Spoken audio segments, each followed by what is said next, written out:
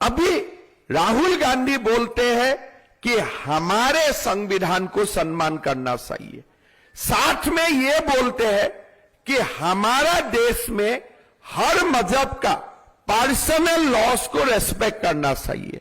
Now you see the conflict.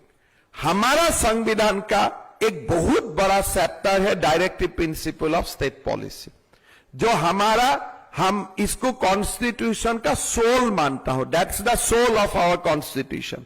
और directive principle में क्या लिखा है कि हमारा देश का सरकार को यूनिफॉर्म सिविल कोड बनाना है।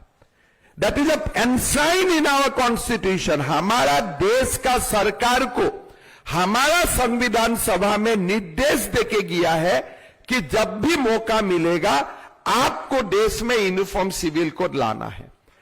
अगर मैं अभी राहुल गांधी को पूछता हूं, आप जो संविधान लेके घूमते हो वो संविधान में डायरेक्टिव प्रिंसिपल है कि नहीं, या तो उनका पेज आपने हटा के घूम रहा है। बिकॉज वो पेज में ही लिखा है कि देश में गौ हत्या नहीं होना चाहिए, वही आर्टिकल्स में लिखा है कि देश में यूनिफॉर्म सिविल कोड होना चाहिए।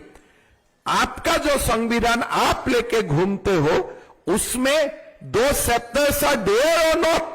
मैं राहुल बाबा को पूछना चाहता हूं कि आपका संविधान अब जो हमें दिखाता है, whether that is the same constitution drafted by Ambedkar or you are showing us something else। इसलिए अगर आप भारत का संविधान को मानते हो तो आप पर्सनल लॉ का बात क्यों बोलते हो? You cannot speak about personal law. क्या आप चाहते हैं कि एक पति का 3 शादियां करने का अधिकार होना चाहिए? हमारा संविधान का सभा में इस बात में चर्चा हुआ, लोगों ने निर्णय लिया अगर हिंदू एक पति का एक पत्नी होगा तो बाकी मजहब भी एक पति का एक ही पत्नी होगा, 2-3 शादी नहीं कर सकते हो।